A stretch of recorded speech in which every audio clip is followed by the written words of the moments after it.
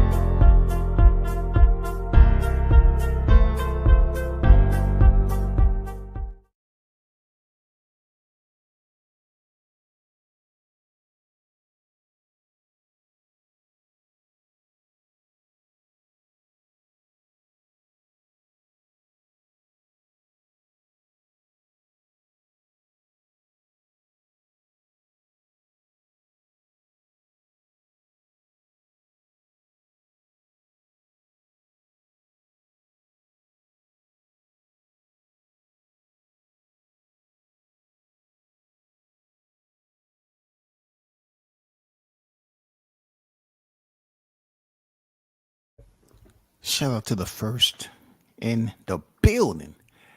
Thinkers think on deck. You already know, man. What's good? It's Friday. Stickum Boys Fishing and Sports on deck in the building. Salute to you, brother.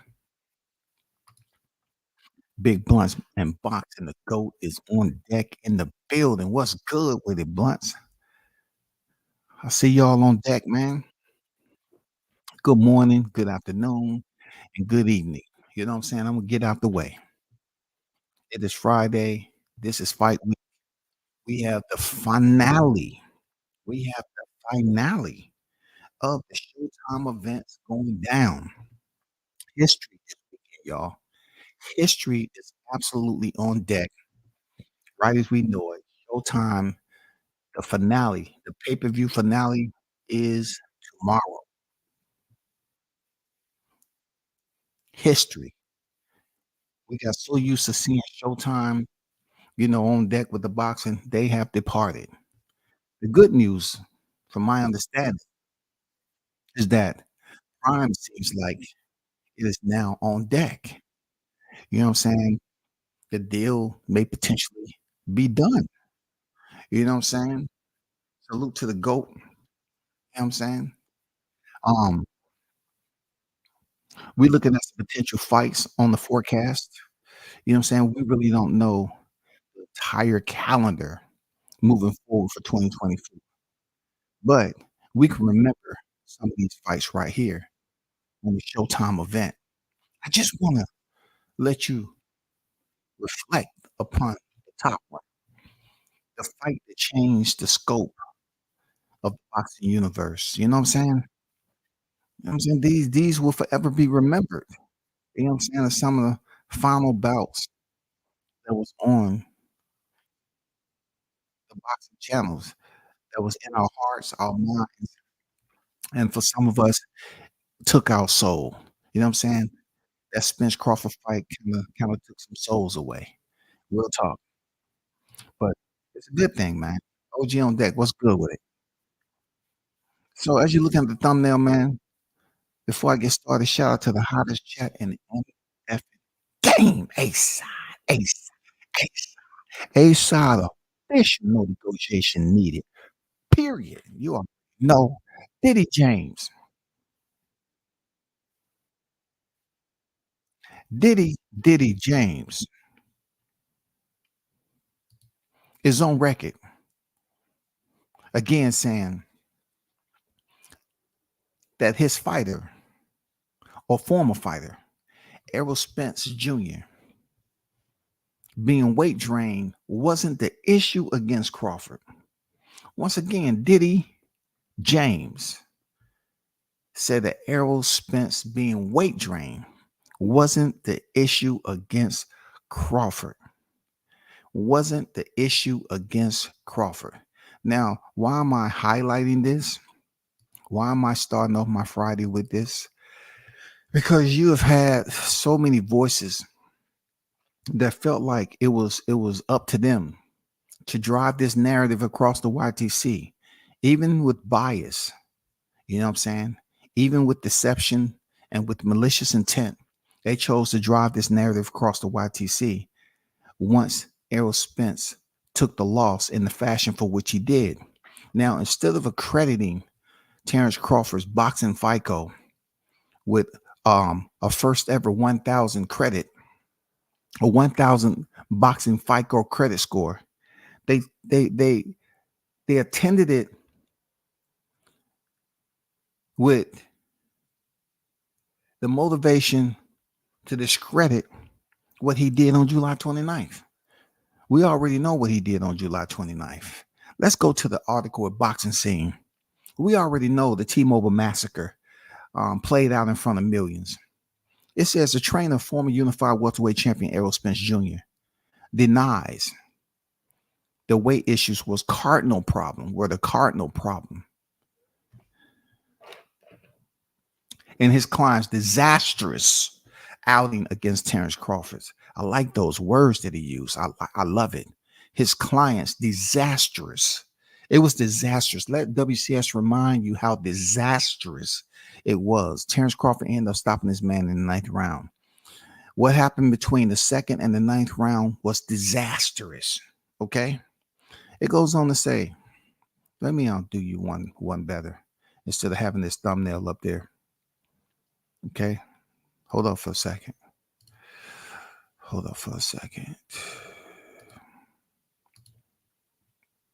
Because what's better than a visual? You know, we need to make sure this is up here, front and center. This is the Boxing Scene article. I'm right here. Spence of DeSoto, Texas, lost his 347-pound belts to Omaha, Nebraska's monster, Bud Crawford, in July via stoppage in the ninth round of their welterweight undisputed championship at T-Mobile Arena in Las Vegas. Let's keep it moving. What many expected to be a competitive affair turned out to be one-sided drubbing. Drubbing, y'all. Drubbing. Now, let me be petty. Let me be petty because petty is good today on a Friday. All right. So I'm going to type in drubbing for those of you that may not quite know how abrasive this is. Okay. I love the word drubbing. Drubbing is a beating, a thrashing. Okay. A beating, a thrashing. See, those two B's in drubbing, you know what I'm saying, is battery and beating. Beating battery, battery beating. Okay. If you want to hear how it sounds, here it goes. Drubbing. Drubbing. See, I love, you know what I'm saying, words that are not, you know, just simplistically used in everyday English expressions. But I love this word drubbing. Y'all remember this word drubbing. All right. Because it's about to be another drubbing in 2024. Okay.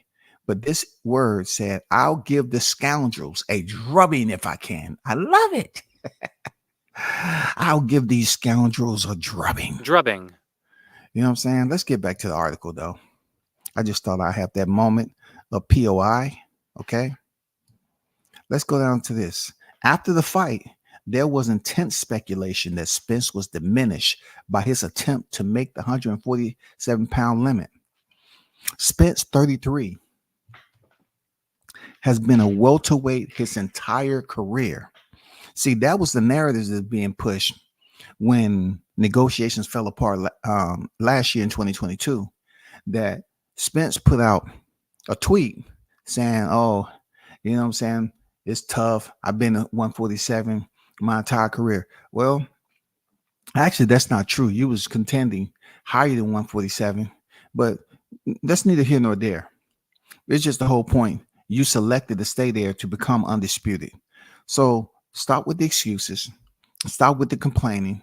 Stop with the bickering. You know what I'm saying? Stop being in denial that you wanted to stay at 147 pounds because your declaration was to become undisputed at 147 pounds, Spence. So if you made the declaration, if you put that out there on your manifesto, then you have to complete it, brother.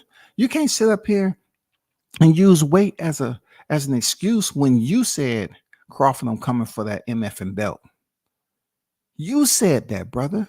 So everything else or what you said, you know what your naysayers or your fans was talking about, it only makes you look crazy because you said you're gonna become undisputed at 147 pounds. You know what I'm saying? You told Crawford you was coming for his WBO belt.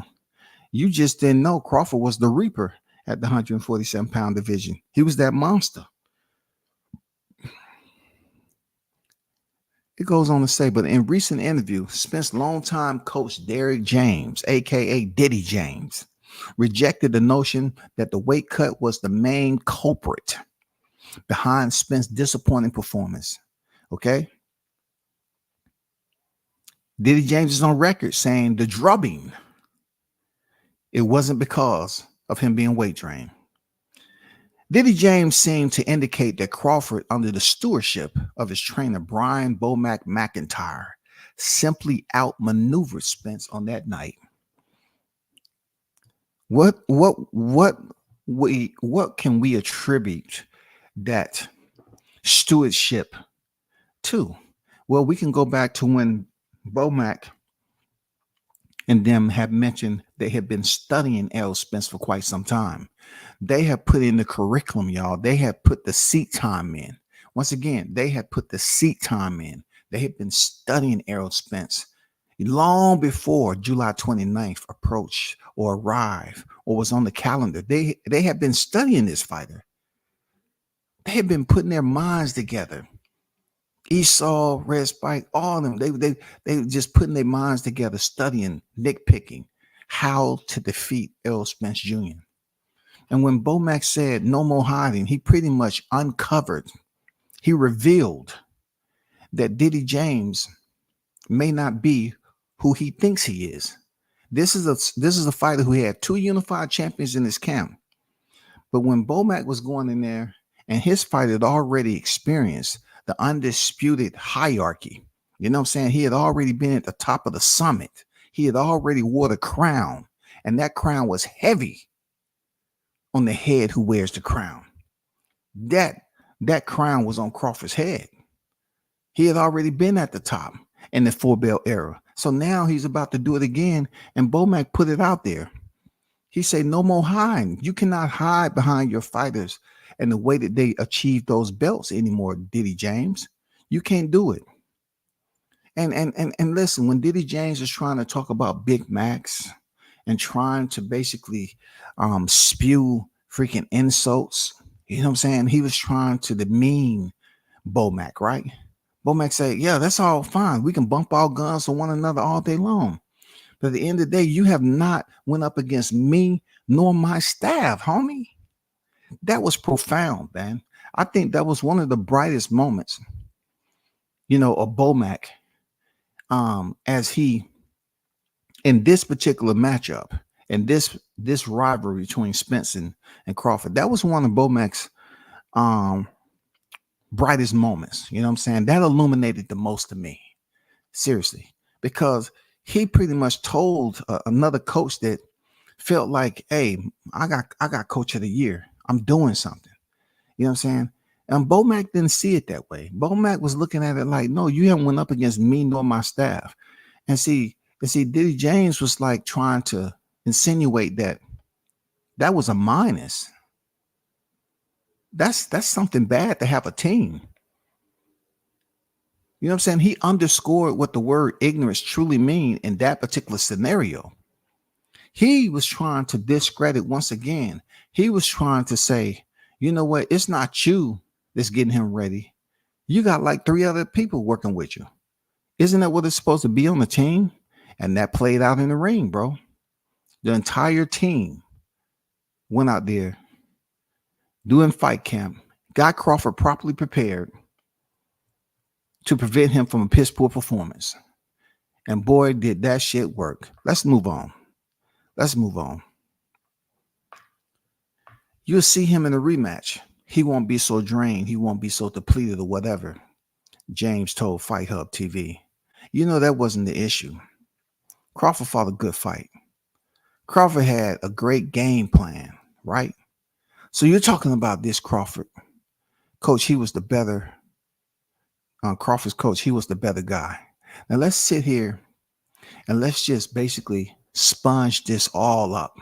That when you get a person like Diddy James can't process the severity of a situation immediately. He can't put the expeditious stamp on there. You know, he don't do things the way FedEx do. You know what I'm saying? He does it. You know, he processes things just a little bit distant, carrier pigeon type time limits. You know what I'm saying? Yes, that's what I see Diddy James. It took Diddy James months to finally admit his culpability, that he underestimated Team Crawford and he underestimated Terrence Crawford himself. He, as a coach, it made him look extremely degraded and incompetent as a coach. I'm just being honest, bro. It made him look very, very bad. He didn't take heed to what Bomac was trying to forewarn him about at the presser. He was saying, I want to try to hurt this man's feelings and talk about his weight. See, when Bomac was locked up over there in the UK, I'm assuming allegedly Diddy James may have been hoping that he'd never get out. I think it was nights and times when the moon was on its way to close out the evening. You know what I'm saying? And bring in the morning. I think Diddy James was up there counting and praying on his knees and say, Father God, if there's any blessings that you can give me at this moment. One blessing is that Bomac stay locked up until we get this rematch. Then we might have a better chance. You know what I'm saying? I failed at competing against Bomac. Now I want to go against his staff. You know what I'm saying? I want to go against his staff. Now that I've been able to do it once and I lost miserably, Bomac is out the picture and he's considered the grand poobah on that team. You know what I'm saying? The head trainer. Father God, if you can do anything, please grant me this one wish. And then that genie popped up, said, hey, God is not taking your request right now. He feels that if you're going to be competitive in this sport, you need to do it the right way. So therefore, I cannot grant you your wish. Bing! She disappeared. You know what I'm saying? Now Diddy, you know, being that he met his fate in private, now he's coming out to the boxing scene and he's basically letting it be known that, hey, I want to lighten my heart a little bit. I've been having this onus sitting on that motherfucker like a cinder block. That shit's been heavy on my heart. I failed at something that a lot of people suffer from. That's what Diddy James talking about. He failed, y'all. What emerged on July 29th, considered to be in the military, a dishonorable discharge, y'all. That's what emerged on July 29th. Diddy James was handed a dishonorable discharge. The reason why I say dishonorable, because he did not have faith at all that Crawford whatever Crawford accomplished in his career, Diddy James didn't respect that shit. He didn't respect that at all. He didn't respect one freaking opponent on that. He was talking about Kell Brook and Sean Porter was washed up. He was talking about how much his trainer weighed. You know what I'm saying? He didn't want to respect that the man was on a 10-fight knockout streak. You know what I'm saying? And he just didn't care who he fought. He said, who is he fought? There ain't nobody. And then when he was asked on an interview on the YTC, I mean, he wasn't asked. He was told, hey, you know what I'm saying? What are you gonna do with Crawford being a switch hitter? That don't mean nothing. That don't mean nothing. And that's one of that's one of the only areas that I will check the box with Diddy James. On that night, July 29th, it didn't matter if Crawford was a switch hitter or not. Because at the last freaking minute, Crawford chose to come out southpaw. Even though the man had options, he had options. Do I come out what I'm naturally gifted with, orthodox, or do I come out and fight unorthodox? He chose to do the latter. You know what I'm saying? Who does that shit? He chose at the last minute while he was adjusting his fishing nets. He said, let me see what I should do. What do you think I should do? Think I should come out orthodox and beat this nigga, or should I come out unorthodox? Man, you know what I'm saying? I want to shock the world. I want to do something different. I really want to leave that taste in their mouth. I want to make sure they swallow that salt tablet slowly with no chaser. Well, I think you should come out unorthodox, come out southpaw. That's the only way. Southpaw to southpaw. That's what we're talking about, right? That's what we're talking about.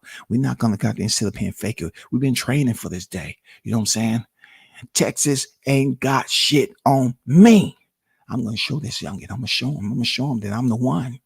You know what I'm saying? Regardless of my age, I can go out here and defeat this guy at any means necessary. I don't care what stance I fight in. I'm that much talented than he is. He don't know it, but I'm going to show him. I tell you, goddammit, I'm going to show this man. I'm going to show this man that I'm the one. I'm the best in the welterweight division. And that's what Crawford did.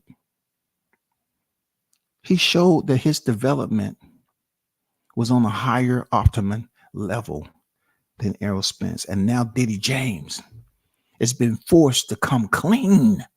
God damn it. This nigga has been forced to come clean, y'all. Let me finish with this. I need to read this again because it's very special to and near and dear to my chest plate. You will see him in the rematch. He won't be so drained. He won't be so depleted or whatever. James told Fight Hype.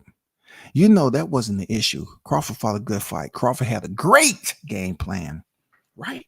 So you're talking about this Crawford's coach. He was the better guy that day. Admission. Okay, y'all, this is admission, bro. Let's keep it moving. Although Spence activated his rematch clause with Crawford, it's not entirely clear that the fight will take place. True. I can't hold you on that. Ask about the details regarding the status of the rematch. James demurred. Okay, let's you know I love these little tricky $8 words now. So let's put demurred up there. Okay, people, this is Friday. You pay attention. I'm gonna send you home early so you can get your system right. We can get ready for this weigh-in. Demurred. Okay, demur. Okay, demur. Raise doubts or objections or show reluctance.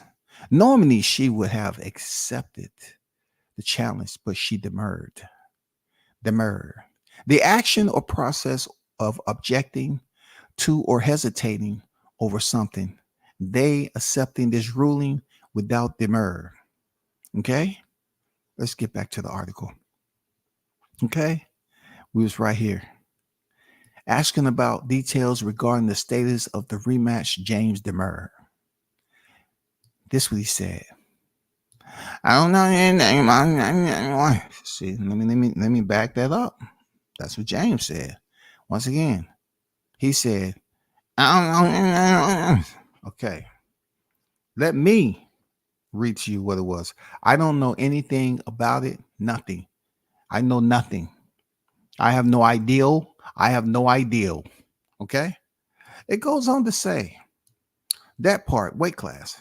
I'm sure they already signed that or whatever. Okay. So James know a specific particle of the paperwork, just a slow, what's the word? A micro particle of the contract. He's saying that the weight class, I'm sure, already signed, but I don't know nothing. I don't know nothing about the either. I don't know nothing about that either. You know what I'm saying? I don't know nothing. So Diddy James is saying, I can go out there and dance for you, but I don't know what song I'm dancing to. You know what I'm saying? He said, oh, I can go out there for sure. I can give you what I want. You know what I'm saying? What I'm freaking trained to do, what my experience level take me. But I know nothing about anything when it comes to the paperwork. And for at one point in time, right, I assumed that Diddy was bullshitting. Now I'm thinking that maybe Diddy don't know everything that's going on with Crawford and Spence negotiation details. Because I remember Stephen Espinosa saying, I'm not privy to every conversation that goes on. They can talk between each other, but I'm not told everything. I'm not on the phone. I'm not a third party. You know what I'm saying? So, Errol Spence and for a fact, Errol Spence and Crawford could be communicating with one another, and Diddy James is totally out the loop until he actually zip up everything, dress it up real nice, close it out. And then Errol Spence may walk in the gym, say, hey, I was just stopping by. I'm going to get my 10 minutes of cardio in. But by the way, I'm going to be fighting 154, and the fight date is going to be this time. So, you know what I'm saying? But check this out, though. If indeed Errol Spence and Crawford is going to fight in February, Diddy James has to know what the song is. He has to know by now what song he and Errol Spence is going to be dancing to. You know what I'm saying? If the fight is in February, we're talking about a little over 8 weeks. You talking about December, January? If that is indeed the case, then he has to know when the fight is in order for him to get in fight camp and Spence start dropping his weight. That goddamn butter sauce don't come out like sweat now. That shit's a little bit thicker. That shit has to be diluted and broken down. The digestive tract don't break that shit down like you think. You know what I'm saying? It's just like mucus. Mucus can't come out the other end. If it is, you in trouble. Mucus got to come out your nose or your mouth, goddammit. You know what I'm saying? That butter sauce seemed like it be clogging up arteries and pores and all that shit when he trying to sweat that out. So they definitely need to get him into fight camp, get Spence ready, have him get within target range of his weight goals, so he won't be in there running on fight week and people sitting up here coming up with the same excuses again. We can't do that. We can't do that. It needs to be a smoother transition than it was the first time. I'm just saying.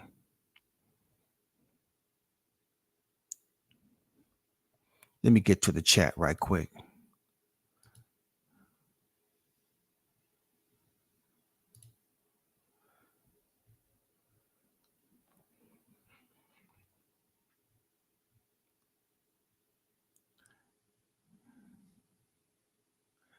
Blunt says, say it ain't so. OG, I thought the weight was the problem according to aerosexuals. You know, that word thought get people in trouble, don't it, Blunts? The word thought get people in trouble a lot. Because while they up here thoughting, they're thoughting up here with malice. You know what I'm saying? Somebody should have told them to just fall back, chill, and be patient. No, they want to go out here on a thought campaign. You know what I'm saying? We got to make up some shit to make this look a little bit better for us. You know what I'm saying? So I'm going to thought up something else to put out here that's bogus as hell, inaccurate, and filled with lies. You know what I'm saying? The more lies we inject into our narratives, the more naysayers and followers can join our freaking cult. That's pretty much what it is. Carlos on deck. What it do, Carlos, man? Salute to you in the building. 4 months since the fight, and the excuses for Errol ass whooping still flowing. Listing team Spence grab your nets, fight the rematch. Oh, grab your nuts, fight the rematch. STFU, to move on. And we know Carlos don't matter if it's Monday or Friday. He's gonna come in here spilling, you know what I'm saying, whole freaking boilers of hot grease. You know what I'm saying? I totally understand. 4 months. The man's been stripped of his title, not his dignity. And these idiots still walking around here trying to come up with freaking videos and also using AI, you know what I'm saying, AI voices to make the video seems like it's more appropriate. No, a lie is a lie, nigga. You know, so y'all up here still lying on the man. Don't matter what software you use. It don't make your lie. It doesn't dress it up any better than what it is. You know what I'm saying? It doesn't dress it up anymore. I'm glad a lot of you niggas have found out that voice software and you up there having great fun with it. But that doesn't exclude you from being held accountable for being a liar. That's all I'm saying. Y'all won't accept the fact that the man got beat up. He was a part of a drubbing. A drubbing. 2 B's in it, battered, bruised. Battered, beating, bruised. He was taken advantage of on July 29th, you know, on the front end of Crawford's combinations. It look, people, it wasn't a pretty sight. You know what I'm saying? It wasn't a pretty sight. It wasn't supposed to be a pretty sight. He came in the ring looking like Errol Spence Jr. and got down left it looking like Elroy Jr. You feel me? I'm just saying that's what I seen. I'm scratching my motherfucking head. I'm saying, is that the same dude who was at the fighter's introduction? Seriously, is it the same guy who walked out first? It is? Oh shit. I saw all these pictures floating around. I said, goddamn, Photoshop is a motherfucking lie. They say, Scotty, that's not Photoshop. I said, the hell it ain't. You ain't gonna tell me what ain't Photoshop. I know what I see with that ain't Photoshop, man. So who in the hell dressed his face up like that? Who's the artist behind this? They say, Bud Picasso Crawford. What? He did this? Yeah, you was watching the fight. But he was fighting the other guy, Spence. You know what I'm saying? That was Errol Spence. But this looked like Elroy Jr. Which one is it? Do he have a brother, cousin, uncle? This don't look like the same guy. It's total transformation here. What's going on, Christopher? How you feel, bro? What's good with? I see you in the building, man. DMSK on deck. Salute to you, bro.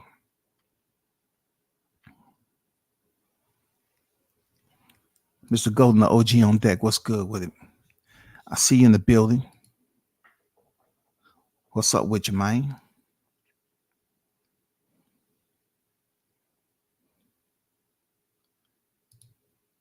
NYT on deck. What's good? Yeah, that was a super duper classic line from Bomac. Vintage classic line that people are not really giving him credit for saying. How dare Bomac say no more hiding to a coach that was just standing on the podium, black and white affair, accepting the award for Coach of the Year? How dare Bomac do some shit like that? How dare he downplay the Coach of the Year? How dare he? How dare he remind people that he had already been there with Crawford, with Julius Ndongo, with a 3rd round stoppage in the early night, they at the restaurant chilling and eating and celebrating. How dare he do that? How dare he put that man on notice in front of millions? And the only response that Diddy James could come back up with the two-step is that I want to talk about the man's weight. You feel me? But see, Bomac was more so talking about what was going to be served up inside those ropes. Yeah, you can talk about all the shit and talk about the food you think I'm hiding. And Bomac say we can bump our gums all day, but you have not went up against me nor my staff. No more hiding, nigga. That is the most classic line of this era. When you're talking about somebody that's talking to a Coach of the Year now, this Coach of the Year had 2 unified champions in his stable. And Bomac said, no more hiding. How dare he call out somebody and triple, quadruple expose this man in a press conference? You want to talk about Nostradamus? You want to talk about foretelling the future? You want to talk about prognosticating? You want to talk about Brian Bomack pontificating to Diddy James right there in front of everybody that I'm better than you. I'm going to show you in the most dogmatic way possible. I'm going to show you. You can't look, you cannot outcoach me, and Errol can't outthink Crawford. He can't outperform Crawford. He can't do anything better than Crawford because we've been studying you, homie.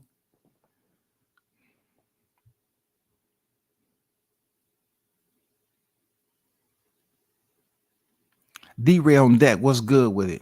True Media Radio, True Media Boxing Radio on deck. What's good with it, coach?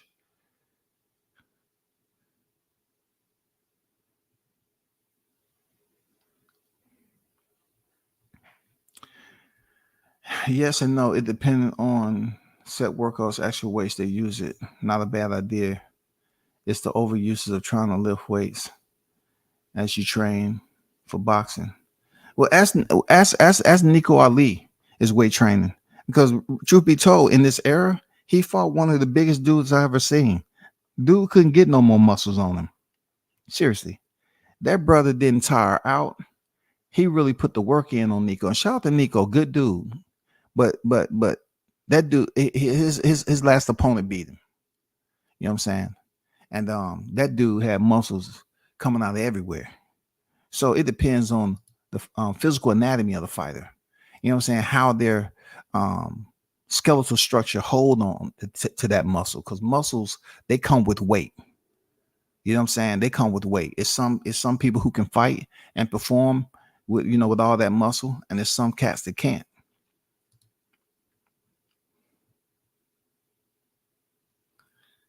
Even Google Translate don't understand a word Diddy talk about. Hey, Carlos, you know what I'm saying? I was going to be a part of a class action lawsuit that was going on, you know what I'm saying? And they were suing Diddy James for fucking up the bouncing ball that was supposed to go across for the closed caption. Motherfuckers was bouncing off the screen into the homes of the listeners, you know, injuring their children. You know what I'm saying? I was listening to them talk, and I had closed caption. I got closed caption on this bitch. And motherfucker bouncing and shit. One of them bounced off and hit me in the knee. I said, oh my God. I had to hobble over to the fridge to get a goddamn ice and ice my shit down, bro. My shit was fucked up for at least a week and a half. My shit still ain't on point, man. Seriously. I don't know how much we're going to get back, but I am a part of that class action lawsuit. I say, no, he should have had an interpreter there like everybody else. Stop it. Stop it. PM on deck. What's good? Salute W says, and the hottest chat in the MFN game. No doubt. Appreciate you, big dog. Spence looked like a gremlin that fought Tommy Hearns. You know what I'm saying? I mean, Errol Spence Jr. came in that motherfucking and left out looking like Elroy Jr. And look, I ain't gonna lie. I can understand why the Errol section was so tormented. They hearts was ripped to shreds. They was bleeding profusely from the inside out. I get it, because they couldn't really get a visual that they can connect to. They couldn't do it, y'all. They was looking at their Lord, their King, their Savior, and he didn't look like Errol Spence. You know what I'm saying? He looked like Elroy Jr. Elroy Jr. looked like all of the aerosexuals uncles. You know, the ones that drink and goddamn be smoking a lot, and they come over there and they look like they just woke up, and they was wearing the same clothes they did when they went to sleep. You know, that's how Spence, you know, that's how Elroy was looking, man. That's why a lot of these aerosexuals, they were so angry, because they really looked at it like Bud Crawford did this man so dirty. They thought it was overkill. You know what I'm saying? I know you listen to aerosexuals. Y'all still haven't got over that ass whooping. And you know, just the thing, in 2024, you aerosexuals, you about to get part 2. Okay? It's just WCS is just up here to basically help you and remind you that it's a rematch on the horizon. God damn it. It's an eclipse headed your way. You know what I'm saying? It's another eclipse headed your way. So make sure you get on, you continue to do these videos, you celebrate the point that Terrence Crawford was stripped of the IBF title, and somebody's got to pay for that. And why not let it be the fighter who initially had that IBF championship? You know what I'm saying? Y'all keep fucking with Crawford. Y'all keep goddamn fucking with Crawford. And now he about to go in there and fuck Spence up again and make him look like Elroy the third. The second time was Junior.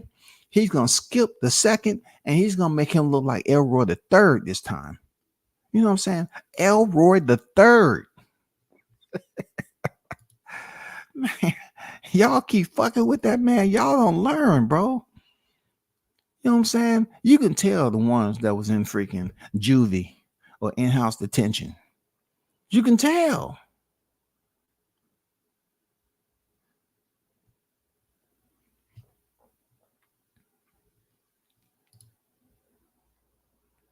Shout out to Shaw News, the Sox Experience, AK Showtime Shaw in the building. What's good with it, fam? Team Tucker official December 9th on deck.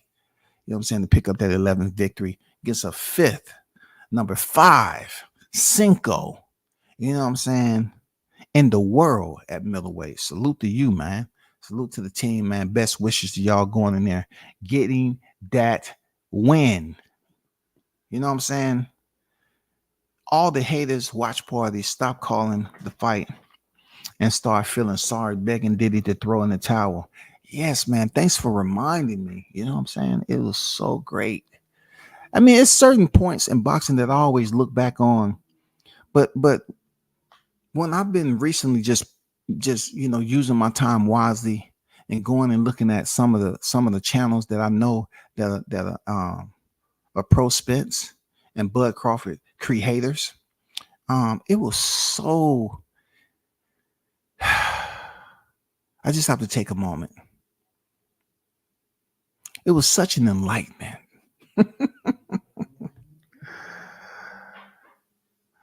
The only thing I can think about was the meekness that I enjoyed. Like the entire air quality was different. When I was looking at those facial expressions, oh my God, the quality of the air was the best that it's been. You know what I'm saying? Like, I say, is this like the air quality in the animated sci-fi like world where everything just looked like it's crisp? Was look, Shot News, the freaking air quality was like Oklahoma, man. I was looking at these fight parties on July 29th, and it was such, you know what I'm saying, so invigorating to look at the expressions when round 2 came on deck and their facial expressions start to change up. You know what I'm saying? They were staring there and you can see their head nod. And those head nods wasn't in approval of anything. It was them watching Bud Crawford land those shots on Errol Spence's, you know what I'm saying, facial structure. They were saying, they was playing, they was reliving the fight in their mind. And they forgot that they was on live, y'all. They forgot. So look, this is so bad. You know what I'm saying? This is so bad, but I'm gonna say it anyway. It's the fact that pay-per-view was well worth it because I was able to witness, right? Crawford not only beating up Elroy the third, but he was beating up the goddamn the Bud Crawford CRE-HATERS too. They was taking punishment, like I said, at home in front of their freaking microphones. And not to mention the ones who was taking punishment live in living color at the T-Mobile Arena. They was taking punishment, dog. They had the Slurpee in their hand from 7-Eleven, and they was like sipping on them up. They had to put that shit down in front of the seat. They saying, Lord, what do we have in front of us? Oh my God. What is this? What are we watching? Damn.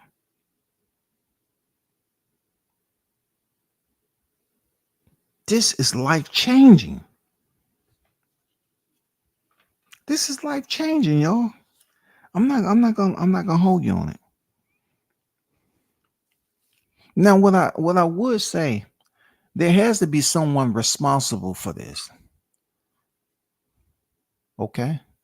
And that person is Terrence Bud Crawford. He's totally responsible for the damage that was basically disseminated or delegated out on July 29th.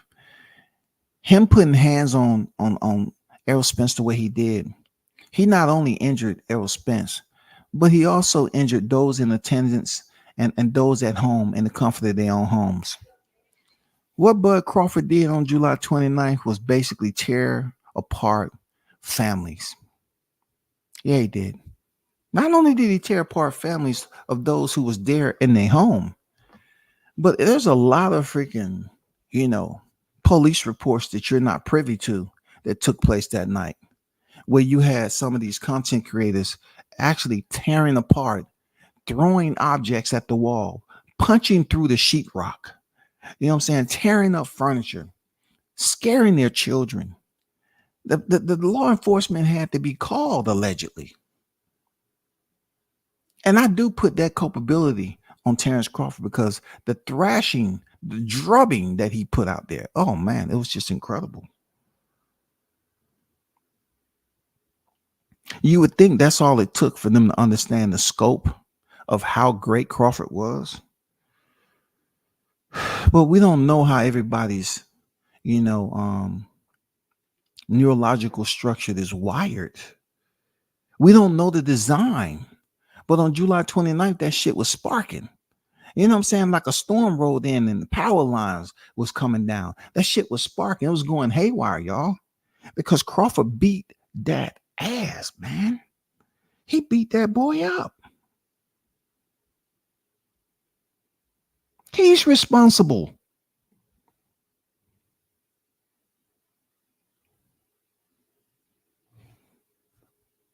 He's responsible, y'all. If I'm blaming Crawford for anything, I'm blaming him for that. Shout out to Haynes Legacy on deck. Salute WCS. The honest and no B-side over here. A+ official. You already know Haynes. Man, salute to you, brother. Appreciate you pulling up, man. Tough Glove Boxing on deck. Salute to you. What's good? I see you in the building. Salute at WCS and everybody else on deck. Yeah, man, the Oklahoma air was crisp and clean, man. You know what I'm saying? I was looking at those damn old live streams and I was like, damn. My heart was even kind of giving me a nudge. Say, hey, stay right here, dog. Whatever you're doing. I like this air right here. I like this. Don't move. I started taking deep breaths. Okay, let me fast forward. All right. That shit was healthy for me. I don't know about everybody else. That shit was healthy. You know what I'm saying? Yes, sir. It was the T-Mobile massacre. No doubt about it. You know what I'm saying? Grown aerosexuals crying that night. I'm telling you, man. I'm telling you, the aerosexuals was out of control. You know what I'm saying? They was out of control, bro. That night for them on July 29th, it wasn't the only moment that was enjoyable is those who was in attendance walking to their seats, dapping up people that they knew that was other YTC content creators, and they was all just joining each other's company. And I'm saying to myself, what better evening than to be front and center to this massacre? Some people hear about crime scenes, but tonight, July 29th, they get to witness it firsthand. I say you get to see this ass whooping play out in front of you. God damn it. And I'm going to enjoy. What better evening of fights, a championship showcase for Undisputed, knowing that all them haters are sitting just outside camera view. God damn it. Yes, sir. WCS was sitting there looking for y'all punk ass. I said, where they at? Second round came on that knockdown. All I was doing Look, I didn't have to look in the ring. I wanted to see what's going on outside. You know what I'm saying? I wanted to see the aerosexuals there with their hand over their eyes, looking down in their laps. You know what I'm saying? Shedding tears, bawling out. It was emotional. It was absolutely emotional. It was a firestorm of emotions, y'all. They couldn't break it. They couldn't shut it down. These cats couldn't shut it down, bro.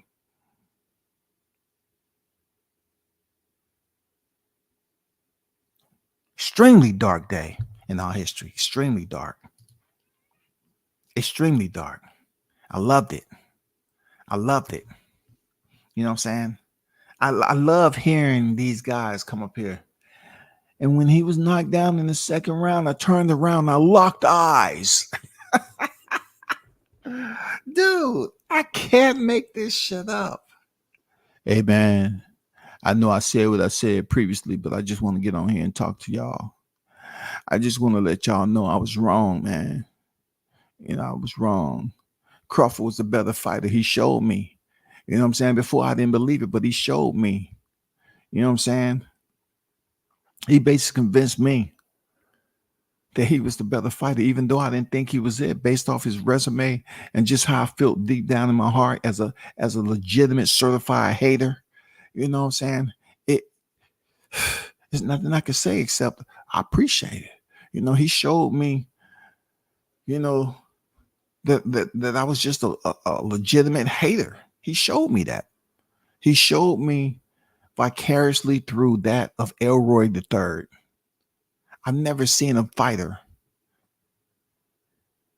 beat the transformation into a fighter and make him look totally different than the fighter who actually split the ropes to get introduced for the evening of the events. You know what I'm saying? The championship showcase. You know what I'm saying? When the opponent looks like a whole nother different fighter at the end of the fight. You know what I'm saying? Come on. Them goddamn creators out there, man. They're still ripped and torn. You know what I'm saying? Their hearts has never recovered. Psychologically, man, they're ground zero, man. Their brain look like a bowl of spaghetti or ramen noodles, dog. Not the shrimp flavor, but beef. They really don't know what the fuck to expect next year. I really wanted, if it's any knock that I have on Crawford, I said this before. I wish he wouldn't have beat Errol Spence into Elroy the Third. I really wish he wouldn't have did it that bad, because I would have liked to know that next month we got Crawford Spence rematch. I would have loved to just close out the year with that. Crawford Spence rematch is going down next month. I would have loved to hear that announcement. But it's not the case, y'all. You know what I'm saying? We have to, once again, we have to teleport into 2024. You know what I'm saying? And we have to await another fight date announcement. And also, what I'm going to do and what I'm going to talk to the hottest chat in MF and game, we're going to also, like we did last time, we're going to give back to the community. We're going to get with the triage centers so they won't be caught off guard. We're going to inform them that this fight is taking place in the first semester of 2024 and make sure they have all the supplies on deck. You know what I'm saying? Because look, at a higher weight, you still get the same fighters. And I think, you know, Errol Spence, he may or may not be spared this time. I don't know. I do believe that Terrence Crawford has a heart. He does understand. You know, he gives credit or whatever. But once again, he does know that the aerosexuals have been out here still hating on him. You know what I'm saying? Attempted to diminish what he accomplished July 29th. And also trying to basically debunk. No, I wouldn't say debunk. They're trying to say that the man didn't get the job done in a fair manner. You know what I'm saying? He was so-called a cheater. They've been trying to accuse this man, make false accusations on Crawford, and he knows that. That's what I'm saying. It could be pretty much tragic once again in the rematch coming up in 2024. And I just find out the window being too close together because these aerosexuals haven't been able to rehab themselves properly. You know what I'm saying? I was driving to a local, you know what I'm saying? I was going out first to get me something to eat, but I was driving to a local freaking plaza area, and I saw some aerosexuals, you know, banging their head off motherfucking concrete. I thought they was on that flocker. But I asked around, I said, what's going on with them? Oh, you didn't look at their shirts? I looked at their shirts. I couldn't really look at it, but they had on the one with the Bud pack on there. And I say, oh shit.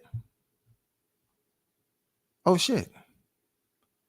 It was almost like looking at I Am Legend and you know, some of them guys when the damn, you know, start to get dark outside, they start coming out and they start fucking people up, trying to fuck Will Smith up and shit.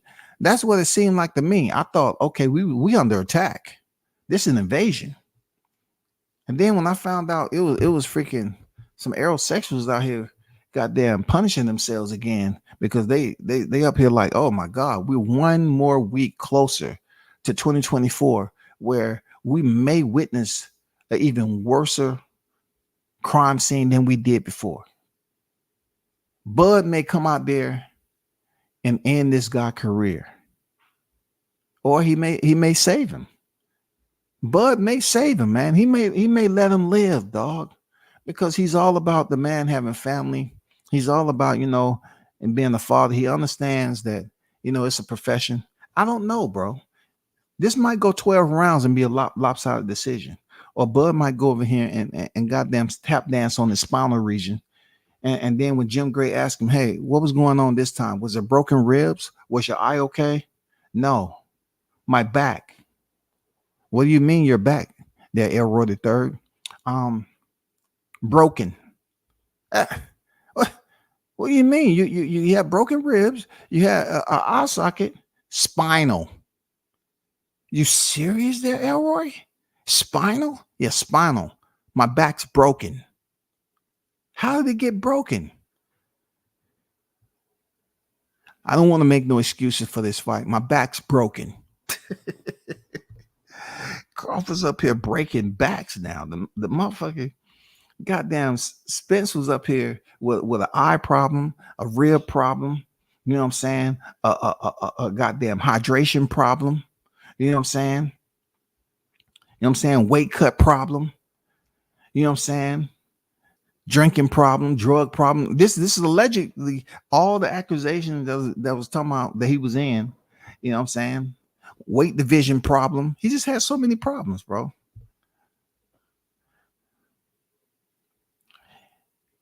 In the house chatting again, mixing the fish batter. So B side over here, no B side over here. A side official, like a referee blowing his whistle. You already know, man. A side official, like the referee blowing his whistle. The aerosexuals have became the bootlickers now. Damn. You gonna call them the bootlickers, dog? Oh. They might trying to say you being racist, dog. You know what I'm saying, Carlos? You don't want that label to follow you from 23 to 24, dog. You don't want to be on deck as saying that they becoming the bootlickers. Yeah, that's that second round. Absolutely.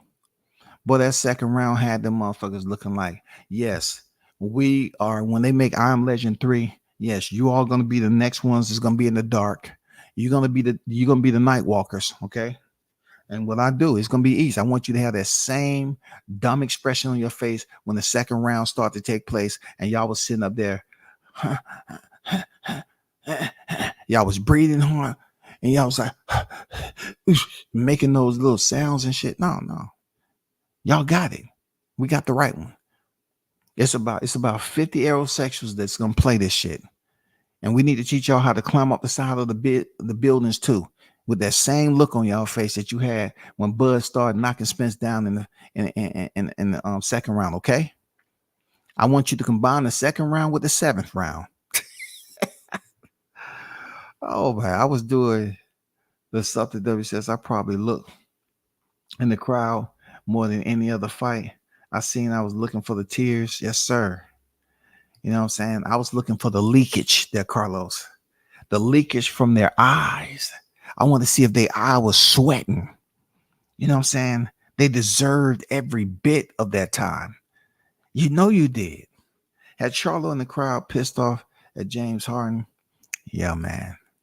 But see, we don't want to talk about Charlo right now. Charlo is like NINI, no impact, no idea. We want to keep it on the Errol, the Errol Spence fans, to be nice. I want to keep it on them because the glorious parts about it is that it changed their life forever. First of all, it changed their entire lives, and those who are involved in their lives, it changed them forever. Okay, whether it was emotional or financially, combine them together, it changed their lives forever. Right. So I was really hoping and praying and wishing that this fight would be next month. But once again, we have to go into 2024, not really knowing a date on when they're going to fight again, you know. But like I said before, what's better than one T-Mobile massacre? A second one. It's some Spence listening right now that's mad as hell and wish OJ would let shit go. OJ let shit go. I do let it go. Blunts, I let it go, bro. When I close down this live, I'm going to let it go until I go here and do another live. And if this is the topic, then that's when I will resume where I left off from this live. Isn't that what they was doing? Like they say they was supporting Spence, but they was talking about Crawford. You know what I'm saying? So I'm saying I actually support. So I'm talking about them in a supportive way. And then I do sometimes, just elaborate a little bit more in depth on July 29th.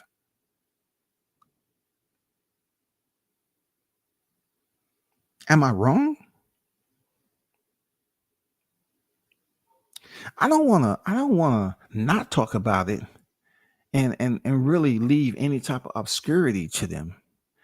I don't want it to be obscure. I want it to be lucid. You know what I'm saying? I want them to remember in their reflections when they're bored. I want them to think about that day when they was hating on Crawford so much. When they were saying the man didn't fight nobody. And Errol Spence did all the heavy lifting. And Crawford was negotiating in bad faith and moving funny. You know what I'm saying? I've never seen so many grown-ass black men talk about he's moving funny. And you're not a part of his negotiation process. You're not even the person who brings the cooler to the gym and say, hey, I got some cold water in there and some Gatorade, goddamn it, and some prime sports drink. Okay, and they're not the ones who's doing that. You're not the damn hired life coach. You know what I'm saying? You're not a mentor. You're not a part of the damn team. You don't even sweep up the gym. But y'all all had it figured out. And y'all was all up here talking about what the man didn't deserve. He shouldn't get this. He shouldn't get that. He was a goddamn top ranked Toby. And then when, look, I went in there with the 0%, right? He had 0% to face him. But look, when Spence said, I'm going to beat him like Kunta,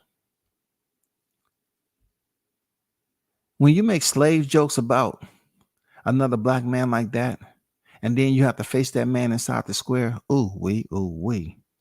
And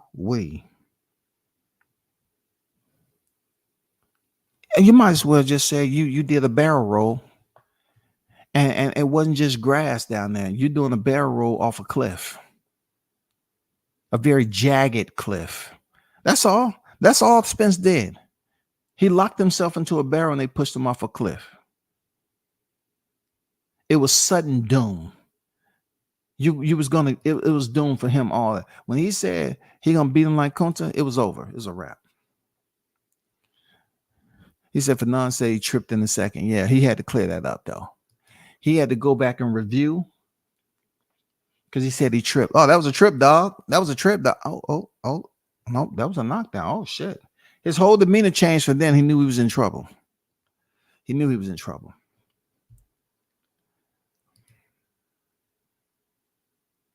making a response to this stream in 30 minutes. And hey, man, I don't care if those dudes, you know what I'm saying? They know they can't fuck with me, man. They can say whatever they want. When you got a guy saying blah, blah, blah, da, da, da, da, la, la, da, la, la, da, da, da, da. 'Tis the season to be gremlin. La, la, la, la, la, la, la, la, la. Man, please. That's how fast the haters work.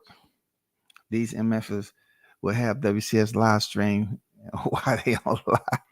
No, actually, I do that. I'm not gonna lie to you, brother. I'm not gonna lie, man. I am guilty of that. I am guilty of that. I'm not gonna lie. I'm not gonna lie, because when boxing doesn't give you a Rolodex of content to just stroll through every day so you can just come up with something that's fresh, you know, if people wasn't pulling content from the same sources, then it'd be great. But I get press releases. I don't even, you know, I get press releases from a lot of freaking promotions. And I don't even really disseminate it out there on YouTube. I put it out on IG, but not so much YouTube. You know what I'm saying? I'm be honest. Errol's performance was deplorable. Now, PM, I have to warn you now. A lot of people say that I'm always being sarcastic and ad-libbing shit, right? I'll have to give you a little bit of counsel for free. Okay, this pro bono now. When you use words deplorable, okay, and knowing that I use the word drubbing, you have to understand that you're only adding. You know what I'm saying? You're adding to already what's out there. You adding to the problem, bro. You are what they call a donor. You are adding to the problem by using the words like deplorable. You know goddamn well deplorable don't have any good in it. Your schoolwork is deplorable. Your English is deplorable. God damn, the clothes you wearing are deplorable. Your boxing knowledge is deplorable. You know what I'm saying? I mean, you being over there in WCS chat is deplorable. You supporting him is deplorable. You have to be aware that PM they are screenshotting people.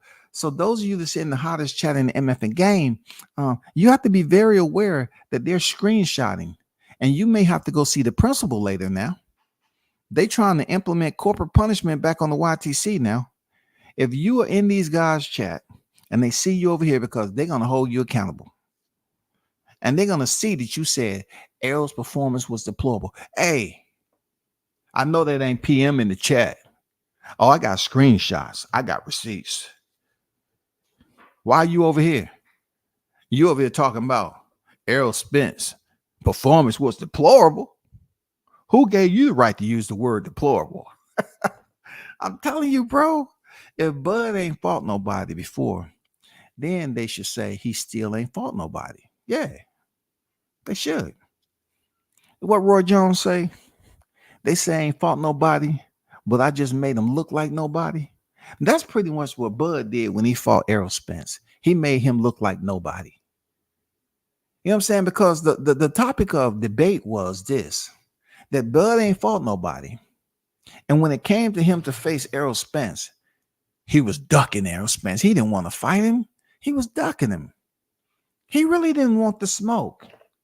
When Bud Crawford slipped up and said he will stop Errol Spence in that fateful moment on video, and Errol Spence's reply was, "On God, you ain't gonna stop me." He did not know that God had already sent out the blessing to Errol Spence and say, "Oh yeah, nigga, he's stopping you. He's stopping you, dude. I just don't want to tell you now." Aerosexuals looked at Spence and said, "God damn, Spence look big as shit. It ain't no way that Crawford is gonna stop this guy. Look how big he look. He look like he 175, man. Crawford, man, he too small for Spence."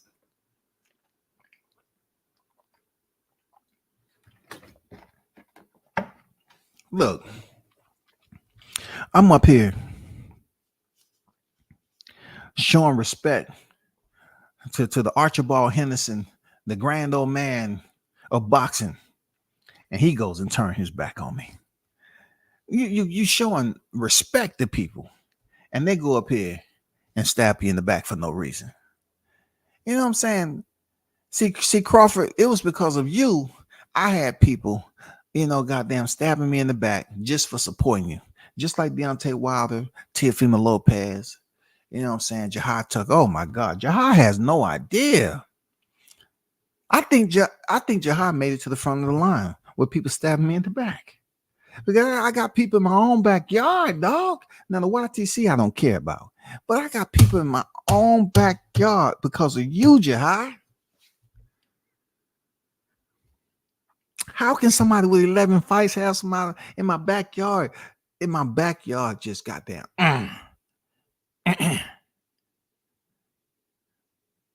Like how? How does this boxing shit work, bro? It's okay for them to support who they support heavy, but I can't support who I support. I guess it's worse. I guess the tongue is a sword, bro. The tongue is a sword, man. You know what I'm saying? That's all I can say. But PM say Errol Spence performance was deplorable. If Bud ain't fought nobody before then they should say he still ain't fought nobody. Oh, that right there is just that's seething. Ugh. Damn. What did y'all come in here with today? Salt shakers? What did y'all come in here with? Y'all just came in here flinging salt around like you're a sumo wrestler or something? You know what I'm saying? Getting salt in people's eyes and shit. Bud whipped his ass like EJ stole something out of his crib, and he finally caught him coming out the store. Oh my God. Man, that's a classic. He caught him coming out of 7-Eleven, y'all. He snatched him up by his collars. Elroy.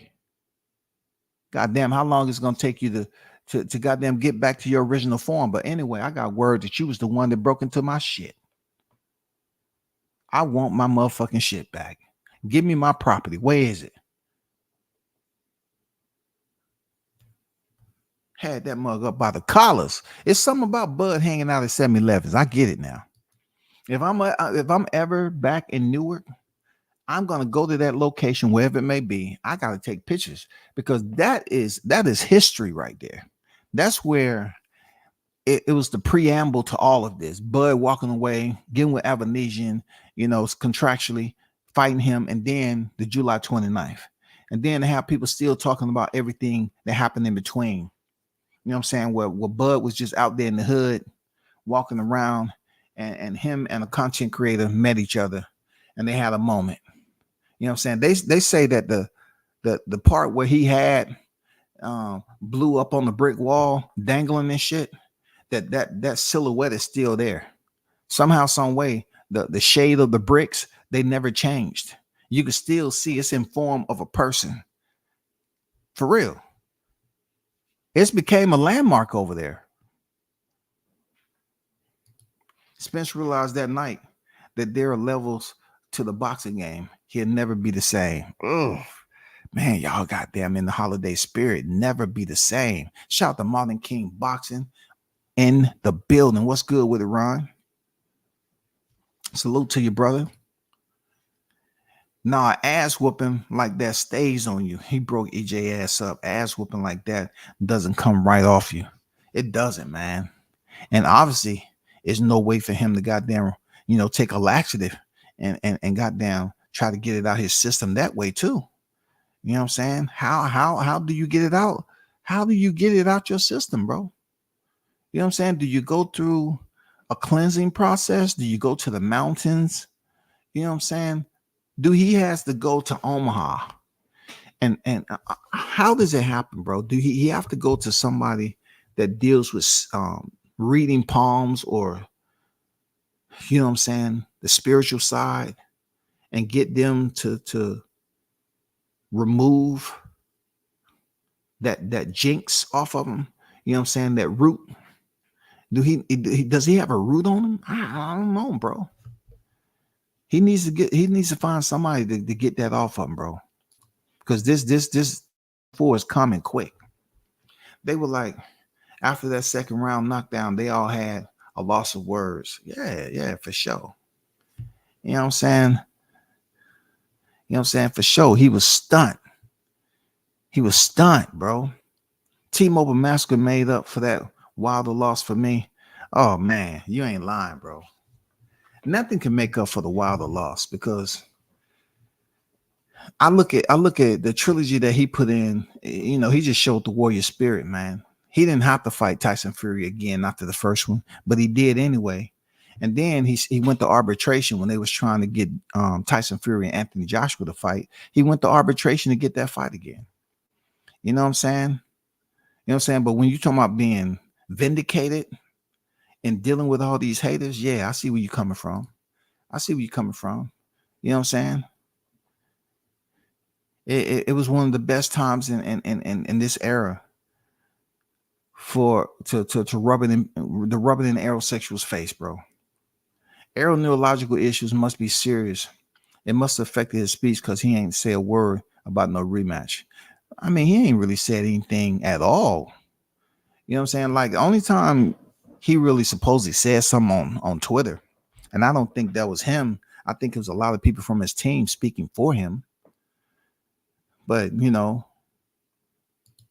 he has been out here, you know, at one point in time talking. Was this him? You know what I'm saying? He was up here talking in this right here.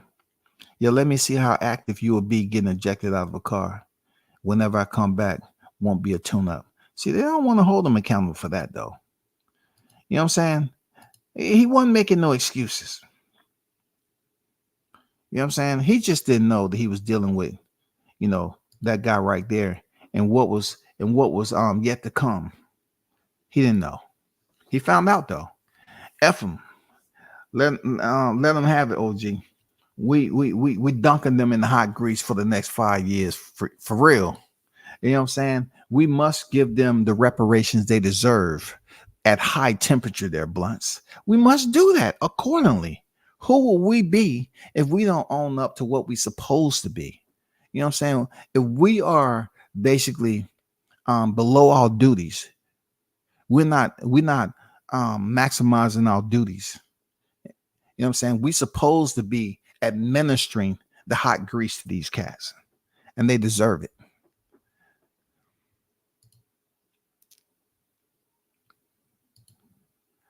He said he was going to break him like a horse. That shit jumped right on him. He got broken in. Man, God damn, dog. That wild motherfucker bucked on Spence. That shit bucked on him, didn't he? Man, that shit bucked on his ass, man. They say just because you got a ranch don't mean you can jump on one of these wild horses and goddamn ride them for 8 seconds, nigga. You know what I'm saying? You can't do that now. That was the cleanest knockdown ever. And that nigga instantly said it was a trip. Solid 1-2. That man was said he tripped. Hey, absolutely, man.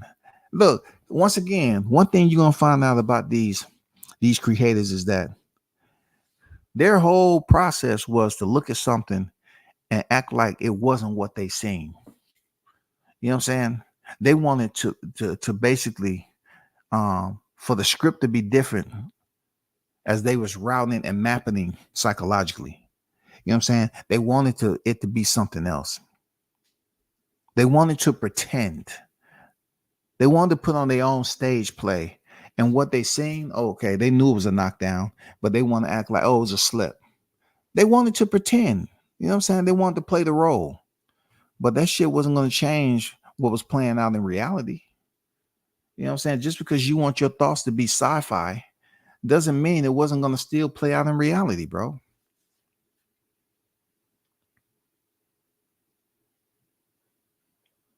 Word is Charlo did not make the 163-pound catch weight. I mean, have they even had the weigh-ins yet? I mean, because he cannot make the 163-pound catch weight. You know what I'm saying? The fight still go on. Like I said, I've been on live, so I don't know. You know what I'm saying? When you say word is, what is the word? Because I just can't go off. If they doing test weights don't really count. You remember what they were saying about Crawford, right? They were saying about Crawford, he didn't make weight and all that other shit. The same rigmarole that goes on with weigh-ins. All I want to know is the weigh-in to count. I don't want to hear about no test weights and so on. So it's been plenty of fighters that didn't make the test weight. Real talk. It's been plenty of fighters that didn't make the test weight now.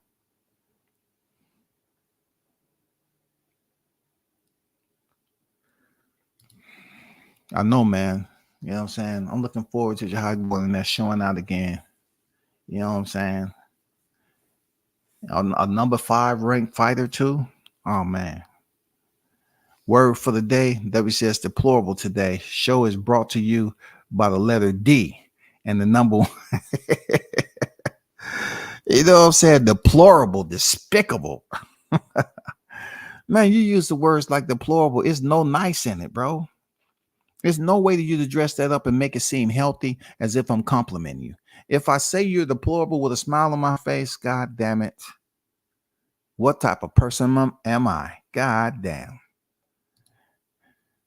What type of person am I to try to compliment somebody and say, man, your outfit is deplorably, what's the word I'm looking for? Unique. Yeah, I've never seen it before. Damn, Bud be arrow in a mute. And you find out a lot of those fighters over there, like Jamel Charlo, he left. You ain't heard from him. You know, Arrow the third. He probably come out. You know what I'm saying? You know how he broke it last time. You know, he probably come out on the rocks with a Smith with a shot of yak. I'm just announcing the fight has been made. It's gonna be this day. As if they do it like this. Who knows, man? Boxing can be strange, you know, a lot of days of the week. I'm not gonna lie to you.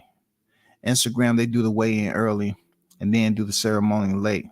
So you're talking about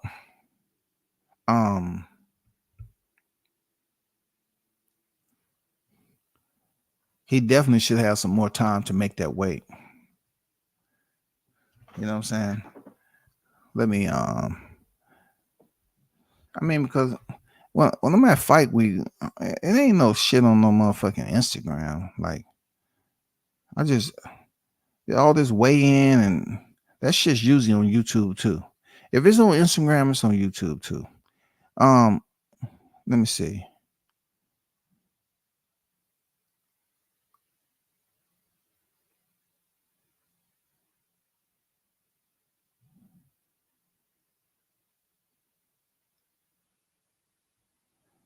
I'm trying to see if I can find anything on here.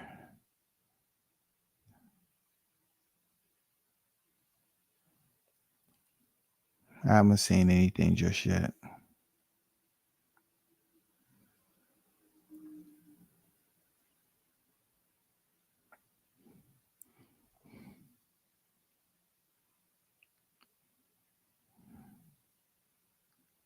Jose Benavidez is allegedly 161. So if he's allegedly 161, let me see if this is it right here. No, I mean I'm not even. This is Showtime Boxing. You know what I'm saying? So the sources, I don't know where the sources are at, bro. You know, they said Crawford missed weight too. I just don't get into them rituals that people love always when there's a big fight. You know, they say a fighter is missing weight. They have plenty of time to make weight. They have plenty of time to make weight. Seriously, they have plenty of time to make weight. So if they went up there and the test weight was off, then they have time to go back and make it happen because it's not official yet. Everybody do their shit different, bro. Everybody does it different though. Seriously. Nah, David is your younger brother. You know what I'm saying? Okay. I got you.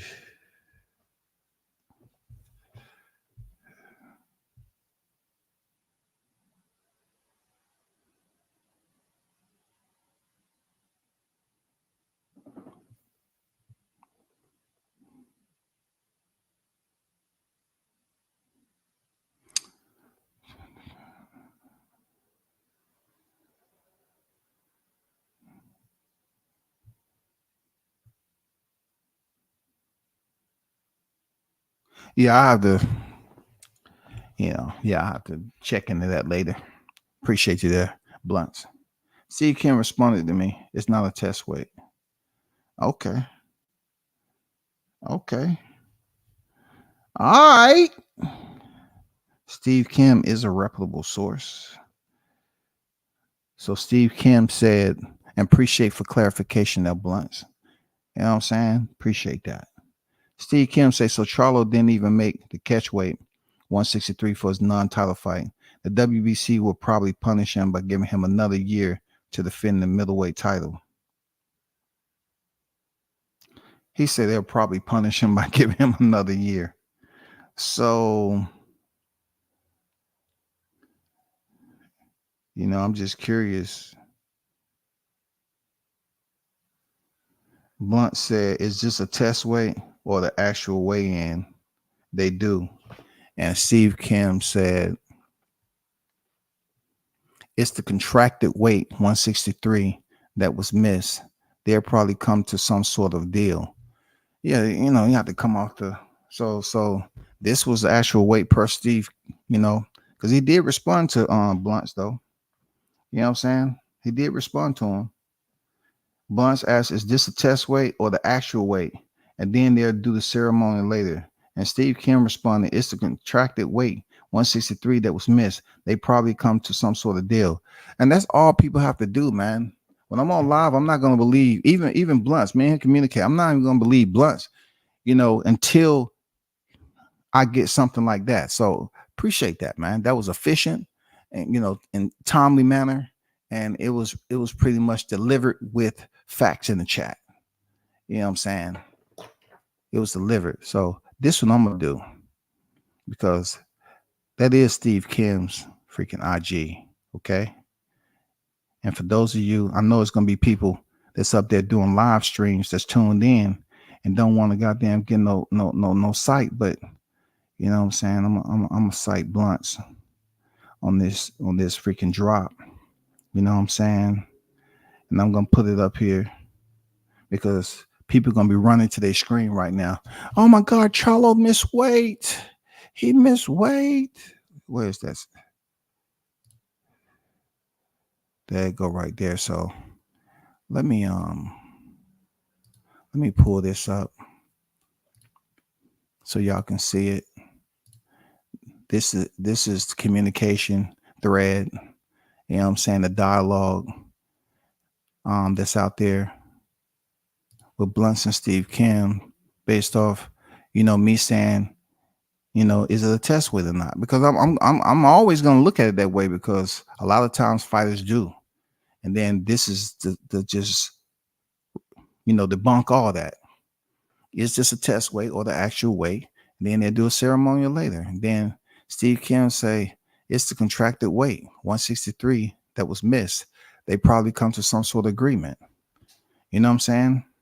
Hey, there you go right there. Those of you that need some clarification, that is right there now. Don't act like you didn't know. That is. So Charlo misses weight of 163. I don't know how. I have no idea what's going on. Why is he holding weight like this? He is the middleweight champion. And Steve Kim was freaking being sarcastic. He said they'll probably come to some sort of, not that, but the other one that I didn't send. The fact that he was saying they'll probably give him another year. That wasn't him though. Let me see.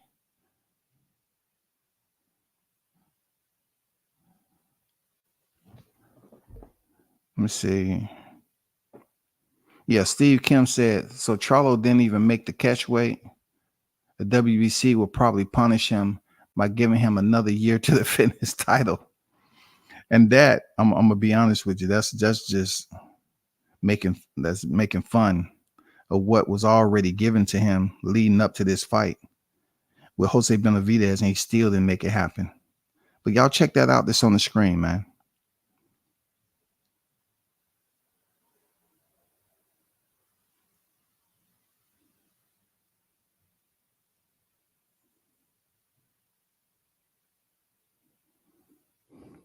Jamal Charlo has come in Michael Benson reports Jamal Charlo has come in 3.4 pounds overweight at 166.4 pounds for his 163-pound catchweight fight versus Jose Benavidez tomorrow night. Benavidez Jr. has weighed in at 161.2 pounds. Camps are reporting negotiating a deal for the fight to still take place. This is breaking news tenfold. You know what I'm saying? This is breaking news tenfold. You know what I'm saying? And then he added Chris Mannix. You know what I'm saying?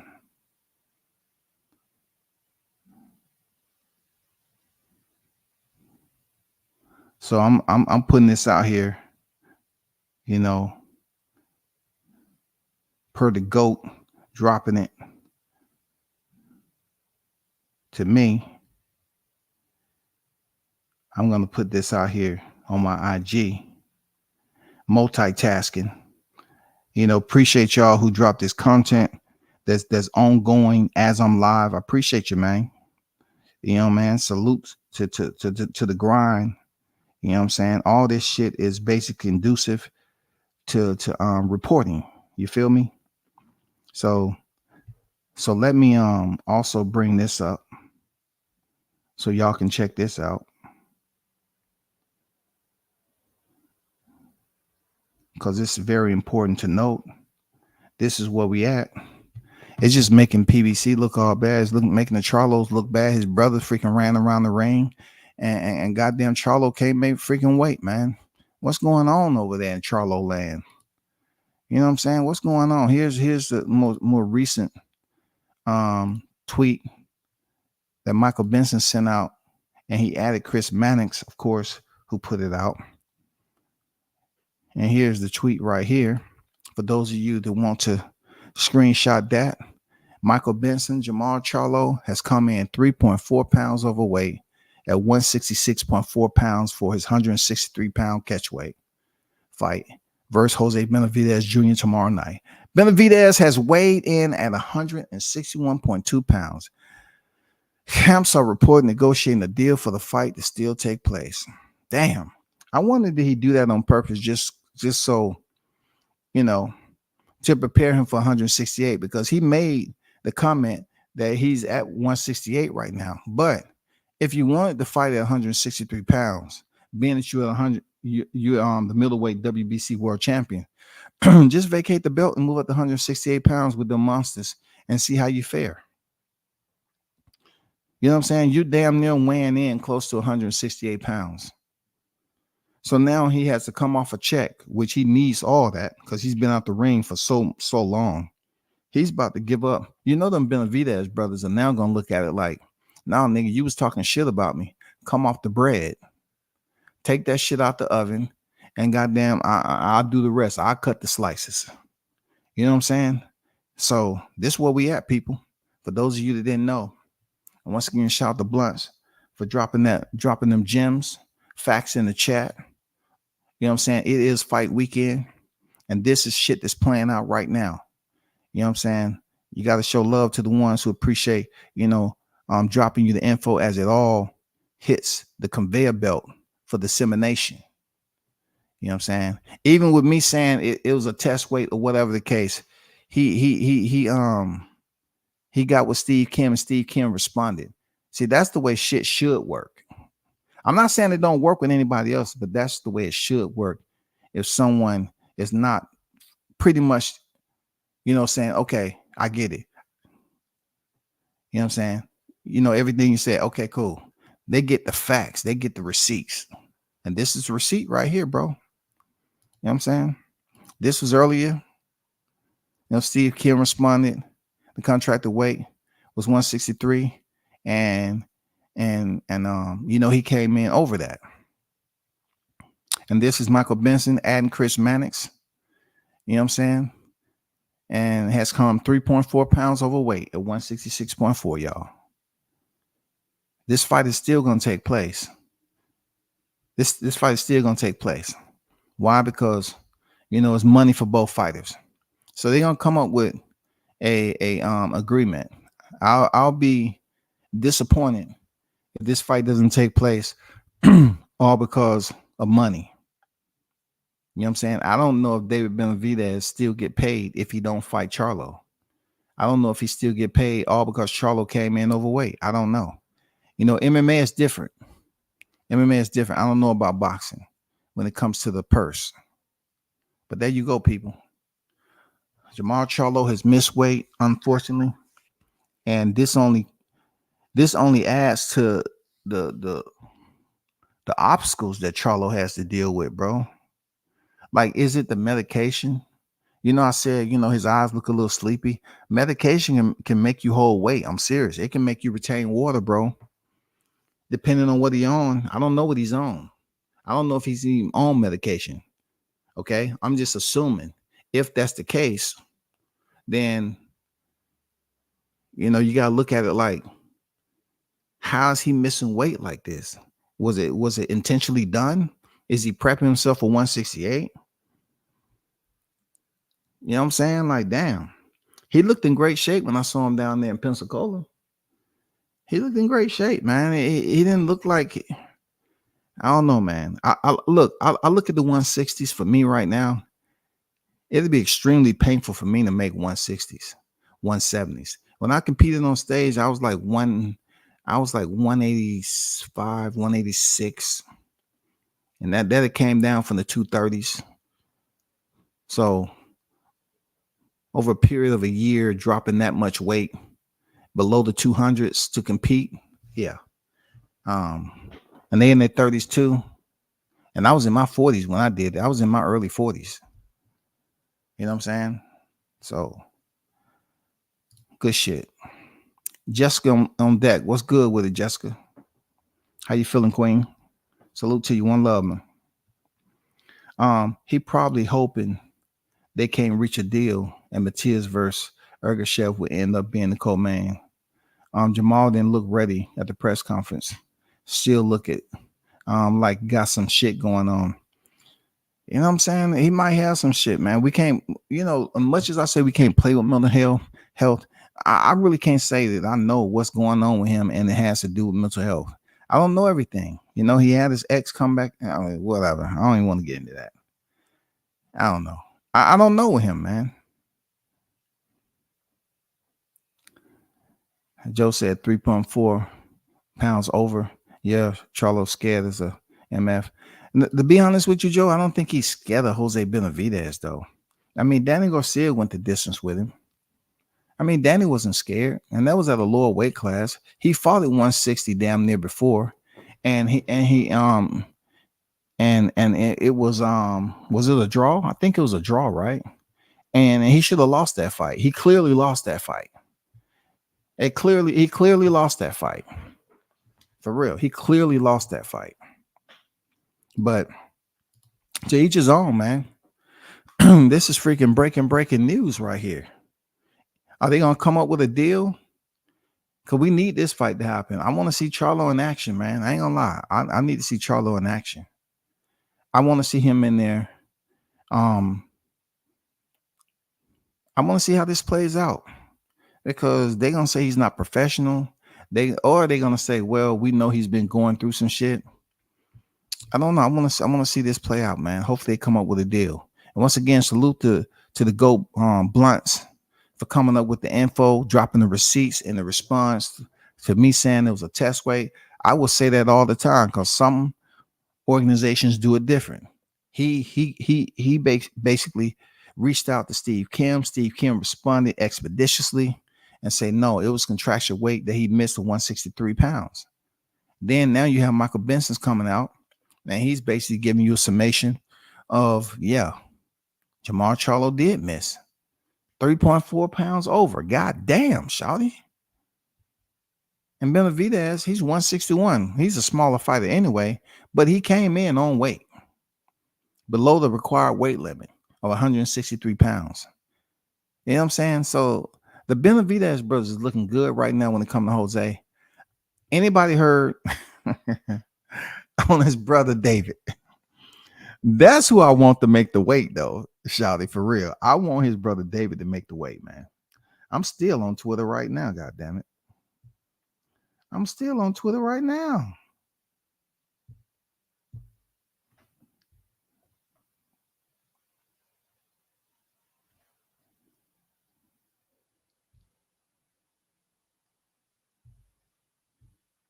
Had to do some retweets.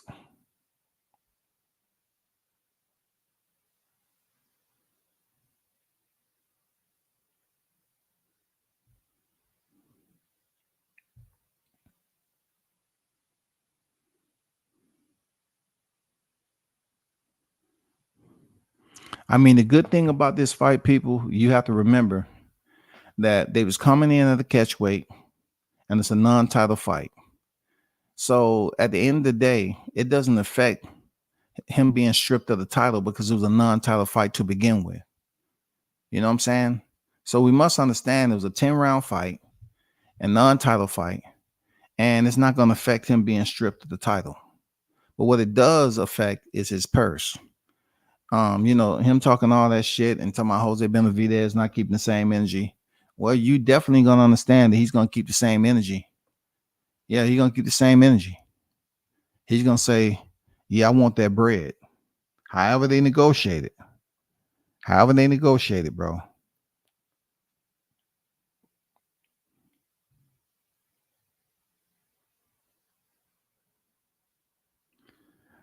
People up here goddamn flaming Jamal, talking about he trained for the wrong Benavidez brother. Oh, they flaming him, y'all. Charlo's head has fallen off, absolutely washed. God damn, they going in. They say, imagine missing a catch weight. They dogging. Sound like Charlo had a good Thanksgiving. Oh man, they on his ass, bro. Joe say, no cap, Charlo face did look a little bloated and different. You could be right.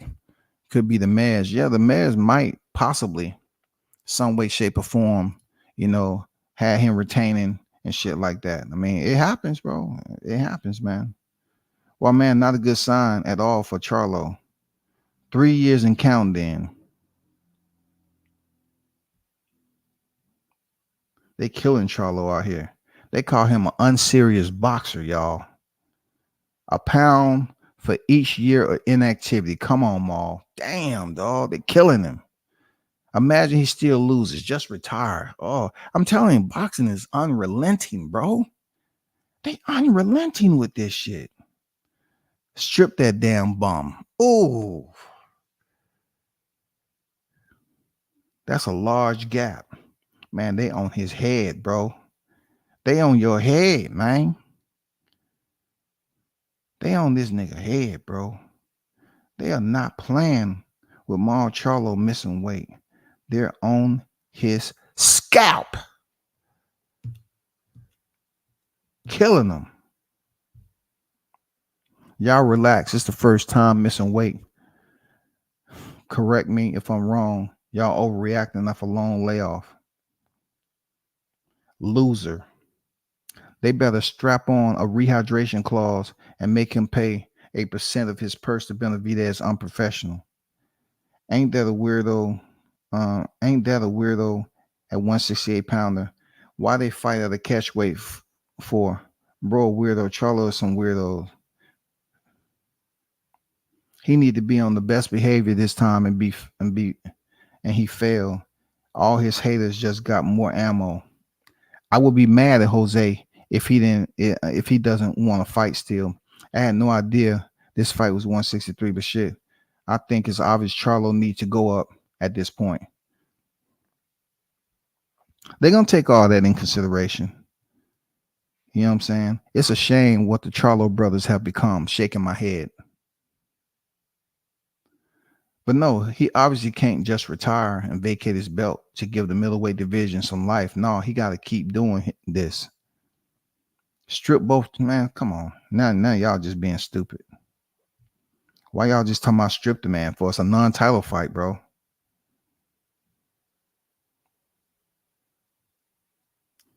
WBC need to strip this bum. Now I hope Benavidez beats Charlo behind. People acting like Charlo goddamn pop positive for peds, bro. The man missed weight. Seriously. You know what I'm saying? The man got his family on deck. I don't know what the hell's going on with Jamal Charlo, but he did miss weight by a substantial amount of pounds. You know, uses like 0.2, 0.3.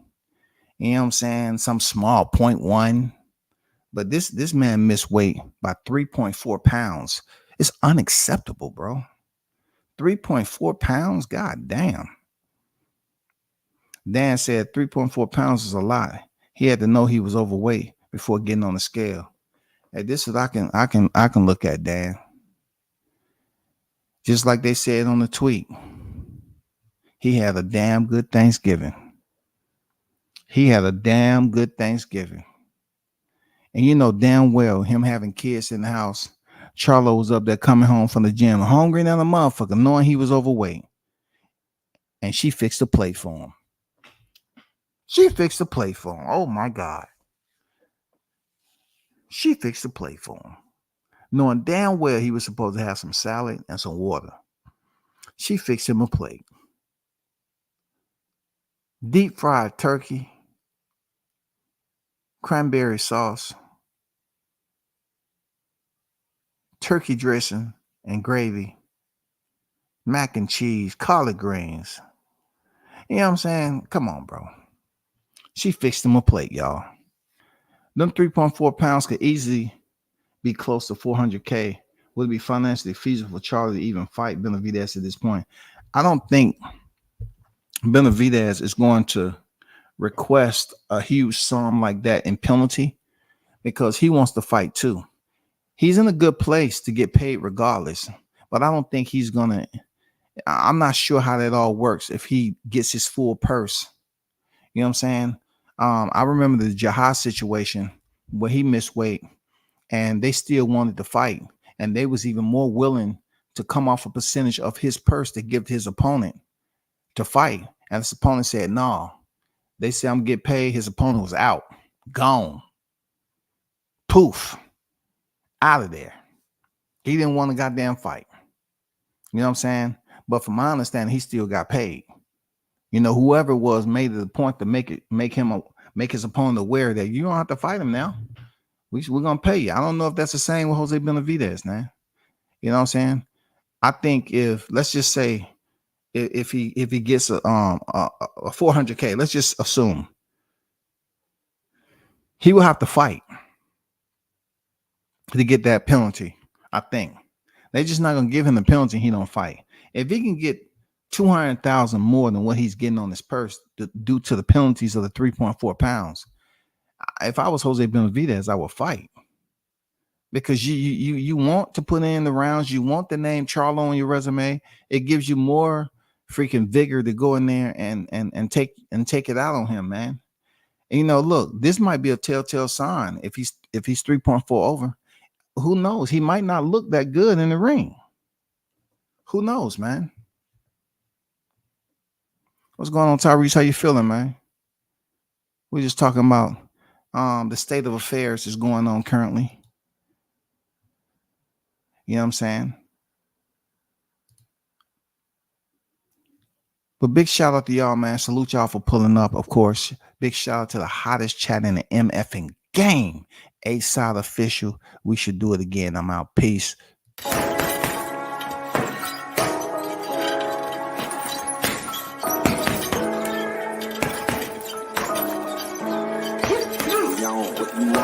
Left jab, uppercut, leave you laid out on the floor. Try to duck and roll, hit and miss. Now you counting stars, should've practiced more. Should've hit the mask, get out there more. Claim that you're the best. You gotta show me, son. Actions over words, baby boy. Is you real or what? Talking way too much, world come. Back sports, talking way too much, world come. Back sports, talking way too much, world come. Back sports,